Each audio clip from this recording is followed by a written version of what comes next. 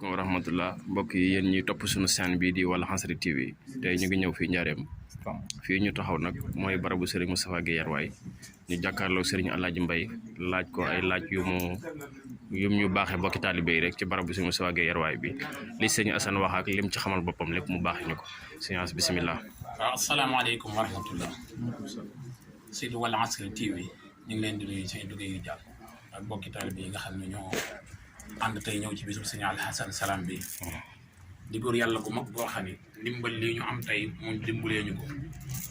te mu doon xalbun salim di nitu yàlla ndax mooy nangu cër bi la yàlla defal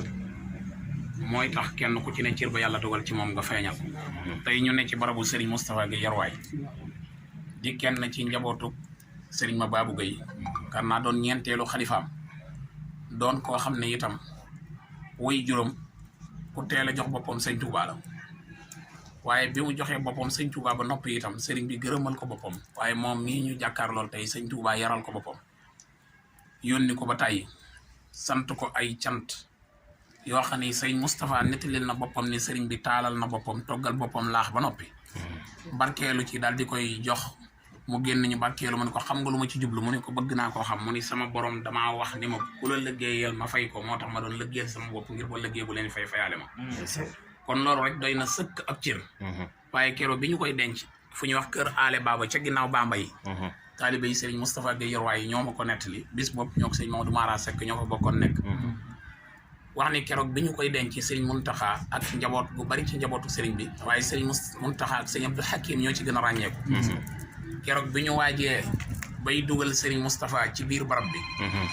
nañu Serigne Mountakha dafa ree comme ñii ñu miin muy ree ci denc bi ree gu xumb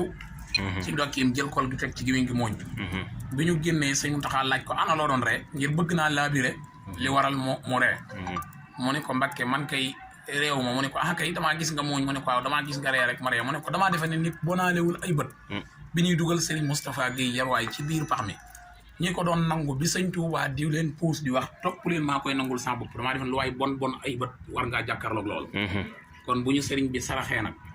ba tey jii doon le 13 novembre nag di ndimbal lu rëy nga xam ne bis la boo xam ne weer wii ñu ne ci la sëñ Touba ñibbisi ci géej gi bërki démb 11 novembre 12 Sibra Fall jënd kër wàcce ko fa dégg nga keroog la ko ne wàkk boot yóbbu l'ambulance bég nañu bég moom keroog jooyloo na France weer wii la ñu sëñ Touba sarax loolu kon ñuy ñaan ci barkeb Seexul Xadiim muy koo xam ne it sëñ Alhassane Salam dani ku ñëw siyaar si ko moom Serigne Moustapha Guèye Yarwaay am tuyaa bay jaamu yàlla fanweeri at yu ñu nangu te genn julli guñ nangu rek xajut ci bàkkaari nit ngir dund rawatina fanweeri at yu ñu nangu kon ñu ngi ci barabu sëñ Moustapha Guèye Yarwaay ñuy lancé message bi fu waay mën a nekk dégg ko ci internet bi wala ñun ñii ku ñu gis nañ ko laabire ndax lu baax day yaatu sëñ Assane ku ko siyaare am jaamu yàlla téeméeri at yu ñu nangu sëñ Modou Awa Ndiaye ku ko siyaare am jaamu yàlla juróom benn fukki at yu ñu nangu sëñ Mor Mbaye Cissé ñeen fukki at sëñ Moustapha Guèye Yarwaay fanweer kon barab yu mat a ñëw la muy fii ci Njaareem ci kër gu mag te sëñ Touba biñ fi dencee boona dañuy comme fa fekk ñu jéggal la ko fekk ñu jéggal la ba keroog saa di taxaw jërë ngeen jëf wasalaamaaleykum wa rahmatullaahi taala wa barakaatu